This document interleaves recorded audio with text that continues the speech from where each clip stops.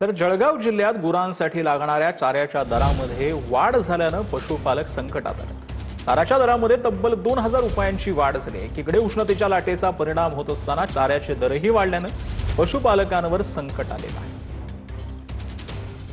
जळगाव जिल्ह्यामध्ये यंदाच्या अवकाळी बेमोसमी पावसाचा पिकांना मोठा फटका बसला आणि त्यामुळे आता कुठेतरी याचा परिणाम जे आहे गुरांचा जो चारा असतो त्याच्या दरावर देखील झालेला आहे.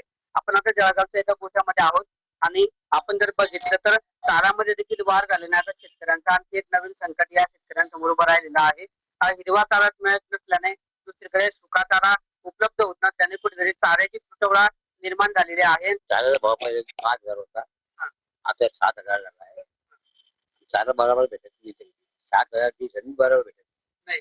जनावर चारा पुरा भेटत नाही, तर ते जनावर टिकू शकत नाही. हिरवा चारा भेटते का? हिरवा चारा नाही भेटत. का बरं भेटत नाही? शेतकरी नुकसान झालंय ना पाण्यामुळे. किशोर पाटील, TV9 मराठी.